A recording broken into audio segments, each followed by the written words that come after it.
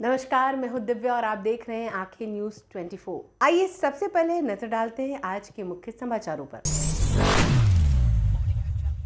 नमस्कार, मैं अमित और आप देख रहे हैं आंखें न्यूज 24। बिहार चुनाव को लेकर जारी हलचल के बीच नेता प्रतिपक्ष तेजस्वी यादव ने अपना नामांकन दाखिल कर दिया। राजद नेता तेजस्वी यादव पार्टी सुप्रीमो लालू प्रसाद यादव और मां राबड़ी देवी के साथ बुधवार की दोपहर करीब 1:20 बजे हाजीपुर से समाहरणालय परिसर में पहुंचे। यहां राघोपुर सीट के लिए नामांकन भरने के दौरान उनके साथ उनके माता पिता के अलावा बहन मीसा भारती भी मौजूद रहीं।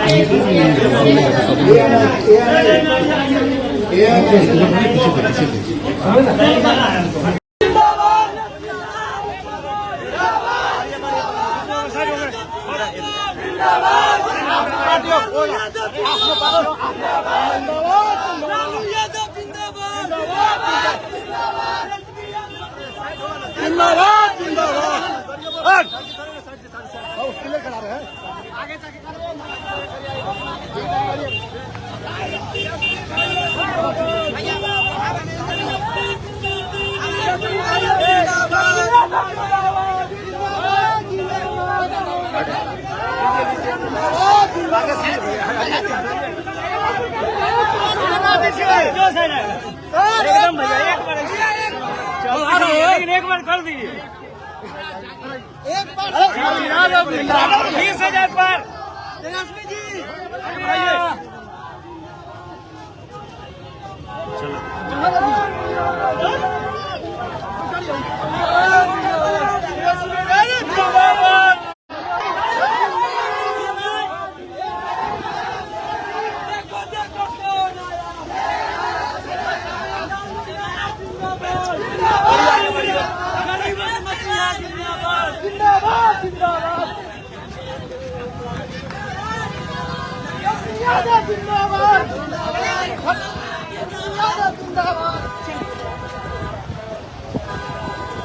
का फायदा रखिएगा, आगे मत बढ़िएगा।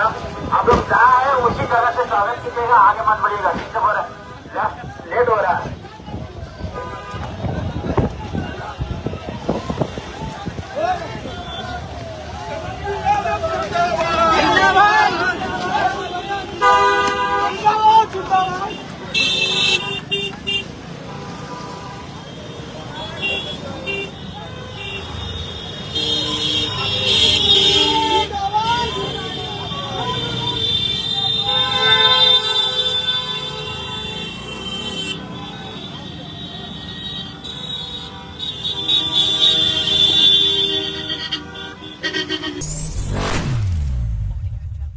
नमस्कार, मैं अमित और आप देख रहे हैं आंखें न्यूज 24। जदयू के कार्यकारी राष्ट्रीय अध्यक्ष संजय झा ने कहा कि सीएम नीतीश कुमार का चुनाव प्रचार अभियान कल से शुरू होगा। समस्तीपुर और दरभंगा कल दोनों जगह उनका प्रचार होगा। एनडीए में सब कुछ ठीक है, चाहे वो सीट शेयरिंग का हो या उम्मीदवार का सारे नंबर सामने। विपक्ष के लोग आज तक नंबर फिक्स नहीं कर पाए हैं। उपेंद्र कुशवाहा पर भी कहा कि सब कुछ ठीक है, कोई नाराज़गी नहीं है। साथ ही नीतीश कुमार की नाराज़गी पर संजय झा ने कहा कि कुछ लोग नैरेटिव सेट कर रहे हैं। कुछ का कहना है नीतीश कुमार एक्टिव हो गए, लेकिन नीतीश कुमार कब एक्टिव नहीं थे और उन्होंने क्या कुछ कहा है, सुनिए इस वीडियो में। जेडीयू का पहला लिस्ट आज जारी होगा, आज दोपहर तक जारी हो जाएगा और मुख्यमंत्री जी का कल से चुनाव प्रचार अभियान भी शुरू हो जाएगा। कल वो समस्तीपुर और संभवतः दरभंगा दोनों जगह उनका कार्यक्रम चुनावी याद है मुख्यमंत्री जी का। और अब जानते हैं कि एक एक्सरसाइज होता है, अपेक्षा सबकी होती है, लेकिन मुख्यमंत्री जी सारा चीज़ देख करके और सारा निर्णय लिया गया है। और एक लिस्ट जो फर्स्ट लिस्ट हम लोगों का फर्स्ट फेज का लिस्ट, वो हम लोग आज दोपहर तक जारी कर देंगे और संभवतः कल तक या परसों तक हमारा सेकंड फेज का लिस्ट भी निकल सर, इंडिया में तरीके बातें आ रही हैं, इंडिया में तो कुछ ही बिल्कुल ठीक है। अगर जब साथ में रहते हैं, अगर थोड़ा बहुत कंफ्यूजन भी होता है, आप जानते हैं चाहे सीट शेयरिंग हो, नंबर हो, तो बिल्कुल स्पष्ट आ गया। आज तक जो हमारे विपक्ष के लोग हैं आज तक नंबर फिक्स नहीं कर पाए, नंबर तय हो गया। लगभग सीट कौन क्या लड़ेगा वो तय हो गया। आप ये भी देख रहे हैं कि लिस्ट जारी हो रहा है अलग अलग पार्टियों का, और जो लोग नॉमिनेशन करने जा रहे हैं वो शुरुआत हो गई। तो हर एक लिहाज से पूरा एनडीए यूनिफाइड है, एक है, क्योंकि पर्पस है नीतीश कुमार जी के नेतृत्व में सरकार बनाना। और जो सर्वे आ रहा है, जो लोगों का फीडबैक आ रहा है, जो लोगों का सेंटिमेंट है, डबल इंजन के सरकार का जो एक फायदा लोग देख रहे हैं, तो वो पीछे मुड़ करके आप नहीं देखना चाहते। और आप जानते हैं अभी कोर्ट में भी जो हुआ दिल्ली में, तो सारी बातें ऐसा नहीं है। लोगों के, बिहार के लोग बहुत ही स्मार्ट और समझदार हैं उस चुनाव को लेकर के, उनको सब बात नज़र में है।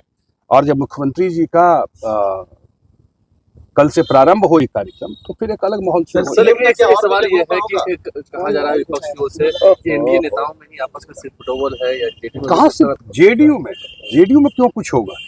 जेडीयू में मैं कहीं कहीं देखता रहता हूँ, ये जो नैरेटिव बनाने का कोशिश करते हैं कुछ लोग, एजेंडा बेस्ड।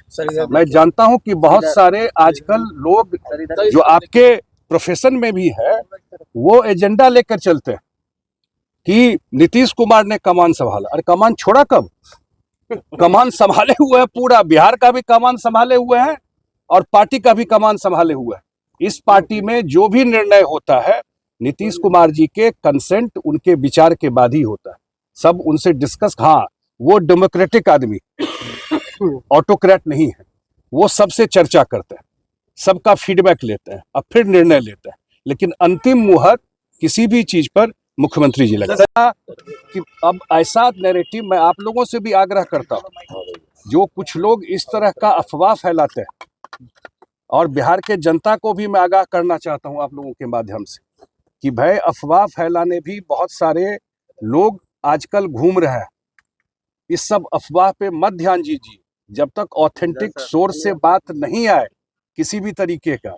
कोई पुराना वीडियो लेके कहीं चला देता है, कोई गाड़ी को कहीं घुसा देता है, कहीं कुछ जा करके डाल देता है, और एक कंफ्यूजन की स्थिति लोगों में भी पैदा करता है। मुझे ही कल सुबह कितने लोग फोन करना शुरू कर दिए, तो हम तो लोग बोले कि 11 बजे तक तो हम लोग सब काम करके निकले हैं, तो रात 11 बजे के बाद क्या हो गया इसमें?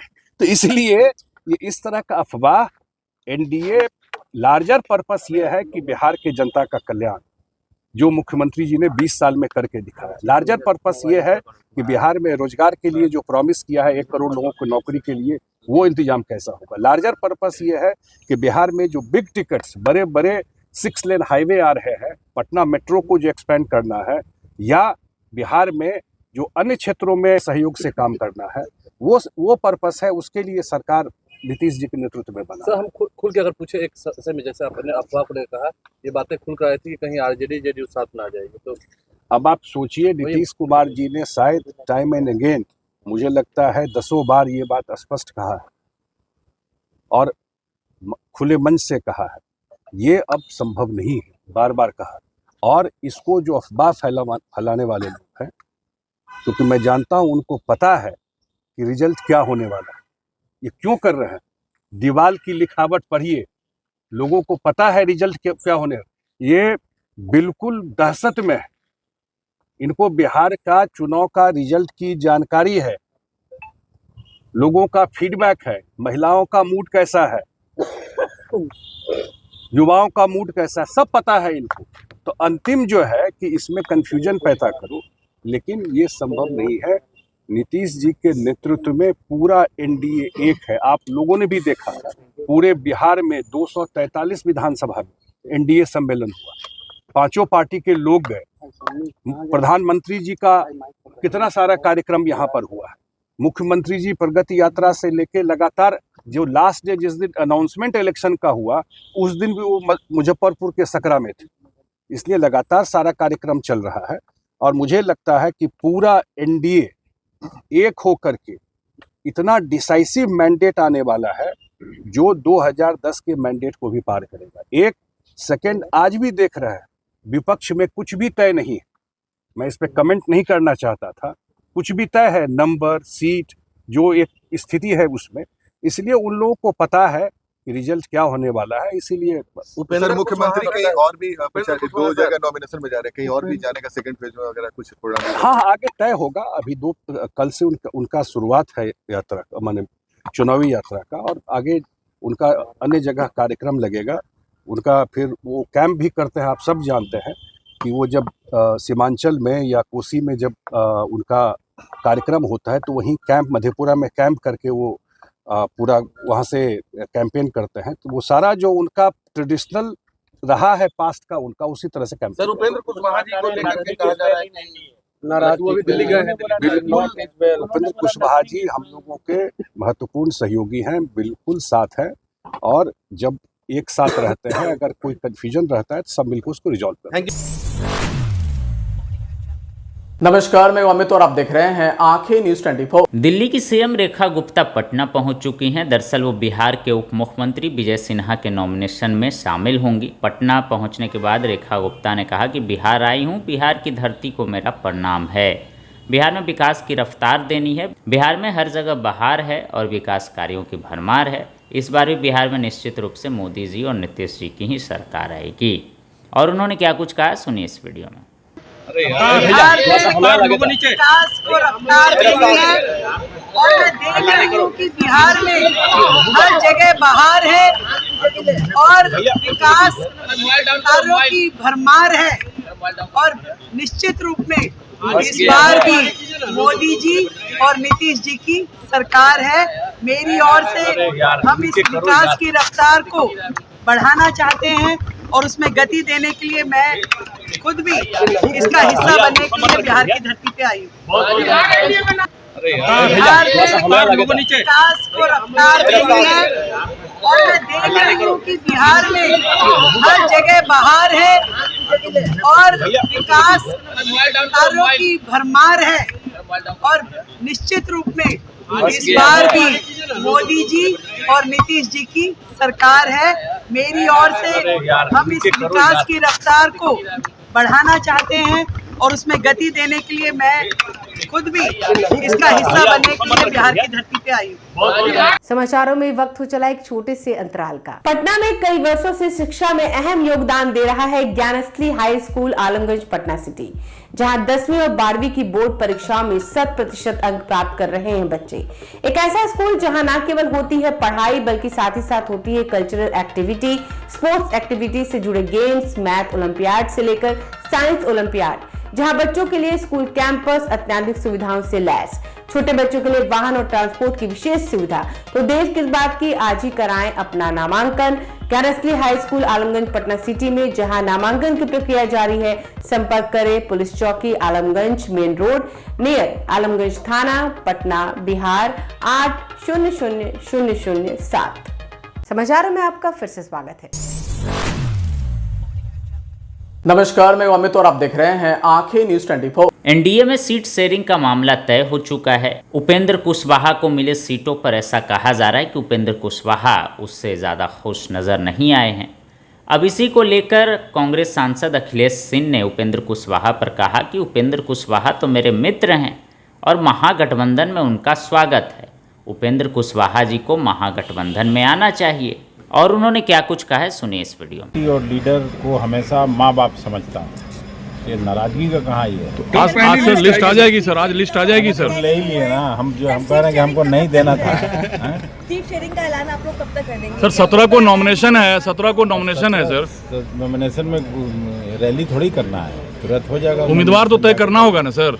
सब तय ही है सर। उपेंद्र कुशवाहा नाराज है एनडीए में, कह रहे हैं ऑल इज नॉट वेल। कैसे देख रहे हैं, और क्या उपेंद्र कुशवाहा जी के लिए रास्ते खुले इंडिया गठबंधन के? वो आ जाएं तो हम लोग और मजबूत हो जाएंगे। वेलकम कर रहे हैं उनको आप? हमेशा उनको वेलकम करते हैं, पहले भी दोस्त भी हैं। बिल्कुल दोस्त हैं। और लीडर को हमेशा माँ बाप समझता हूँ, ये नाराजगी का कहाँ ये है? आज सर लिस्ट आ जाएगी सर, आज लिस्ट आ जाएगी सर। ले ही लिए ना, हम कह रहे हैं कि हमको नहीं देना था। सीट शेयरिंग का ऐलान आप लोग कब तक कर देंगे? सर 17 को नॉमिनेशन है, 17 को नॉमिनेशन है सर। नॉमिनेशन में रैली थोड़ी करना है, तुरंत हो जाएगा। उम्मीदवार तो तय करना होगा ना सर।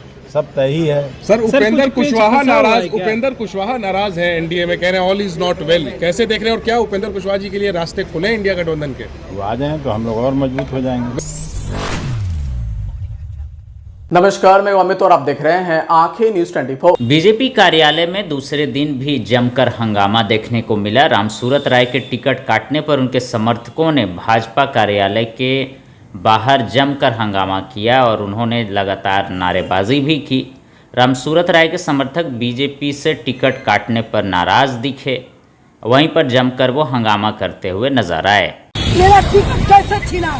बीजेपी का रामसूरत राय का टिकट हम जीते विधायक थे, मेरा टिकट का जुलूम किया है, सरासर जुलूम किया है।